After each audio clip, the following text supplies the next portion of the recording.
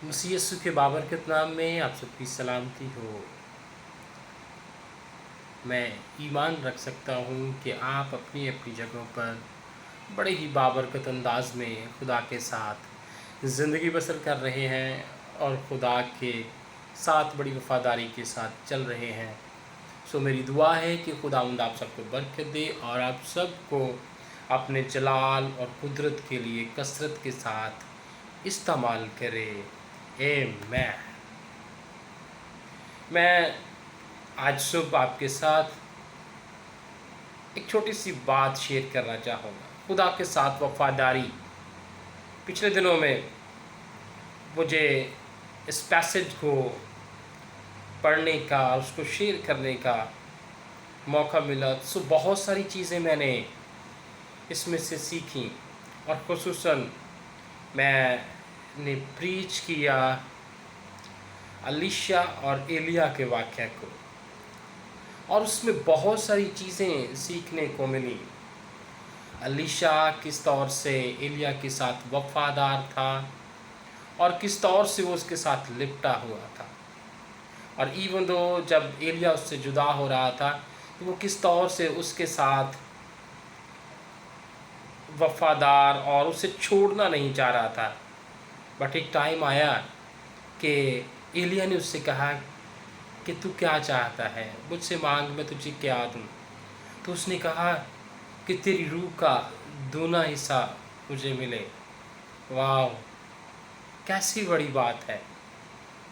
उसने एलिया की रूह का दुगना मांगा। तो कलाम मुक़द्दस को जब हम पढ़ते हैं तो इस दुगनी बरकत का कंसेप्ट हमें पुराने अहदनामा में मिलता है। पहलौठे को डबल ब्लेसिंग, डबल हिस्सा वो दिया जाता था। तभी तो एसाऊ ने अपना हक याकूब को बेच दिया। इसका मतलब उसने अपने हिस्से की एक बरकत जो है वो याकूब को सेल आउट कर दी, बेच दी। सो इसी कंसेप्ट को मद्देनज़र रखते हुए अलीशा ने इस बात के लिए कहा कि क्योंकि मैं तेरा रूहानी बेटा भी हूँ और मुझे तेरी रूह का दुगना जो है वो मुझे चाहिए। और हम देखते हैं कि अलीशा ने फिर उसके बाद कैसे बड़े बड़े काम किए। अलीशा ने मुर्दों को ज़िंदा किया। अलीशा ने बांझ उस शनीमी औरत के लिए बेटे की बरकत चाही। और इस तरह से और बहुत सारे मौजज़ात हैं। वो किस तरह से कल्हाड़े को नदी में से ढूंढ लेता है। सो उसने डेफिनेटली वो दुगनी बरकत हासिल की और दुगनी ब्लेसिंग्स उसकी ज़िंदगी में आई। मगर उसकी दुगनी बरकत की जो वजह थी वो उसकी कमिटमेंट थी, वो खुदा के साथ वफ़ादारी थी, वो खुदा के साथ चलना था। सो मैं सोच रहा था कि इसका मतलब है कि पहलौठे के लिए डबल ब्लेसिंग्स हैं और उसके बाद जो दूसरे लोग आते हैं शायद उनके लिए डबल ब्लेसिंग वो नहीं है।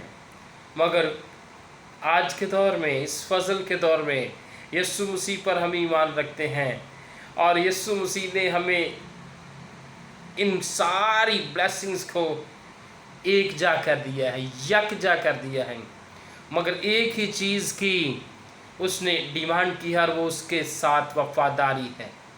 तो खुदावंद अपने खुदा से अपने सारे दिल, अपनी सारी जान और अपनी सारी अक्ल से मोहब्बत रख। और जब हम इस तरह से करते हैं तो जिस दुगनी बरकत का वादा और जिस दुगनी बरकत का मुतालबा अलीशा ने किया, खुदावंद यीशु मसीह उस दुगनी बरकत के लिए हमें भी हकदार ठहराता है। यूहन्ना की इंजील उसका 14वां बाब और उसकी 12वीं आयत में खुदा का कलाम फरमाता है, और यीशु मसीह ने कहा कि तुम मुझसे भी बड़े बड़े काम करोगे। Praise God, hallelujah, hallelujah. हम अलीशा की तरह हम अगर उसके साथ लिपटे रहते हैं, एलिया के साथ लिपटे रहते हैं, खुदा की मर्ज़ी को पूरा करते हैं, तो हम उससे भी बड़े बड़े काम कर सकते हैं।